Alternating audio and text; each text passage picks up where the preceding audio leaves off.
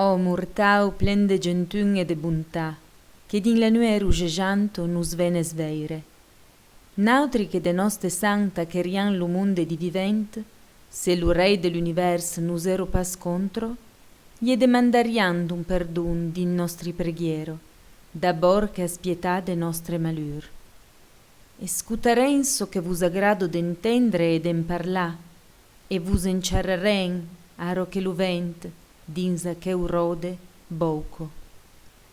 La ciutà un te naschere, es assetado sus la custiero un te po, e si ribiero da valum, per acabà sa curso afananto e a trubà la paz.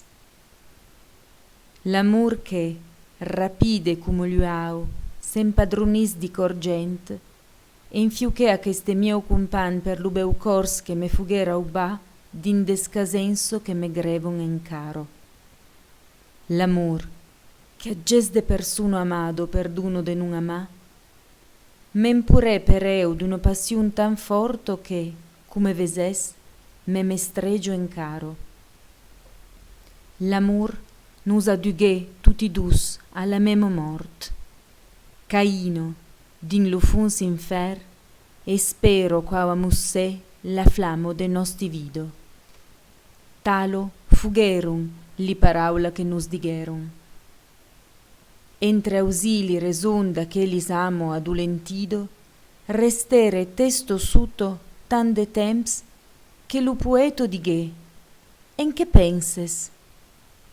Can respondeghere, fughe per dire, ai las, can de dousi pensado, can de desir amorus adugheron aqueli dus, au pas dolorus de la morte e de la damnazion. Piei, me virant verseli, ie parlere insin.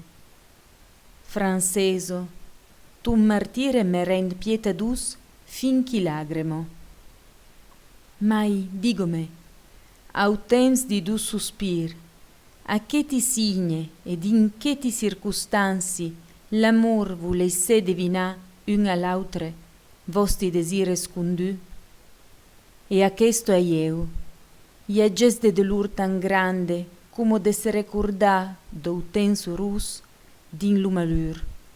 Acco, lu sap ben tu mestre. Mai d'abord che t'affeziones tan per cuneisse la primo espelido de nostre amor, farai come acheu che pluro e pamens parlo.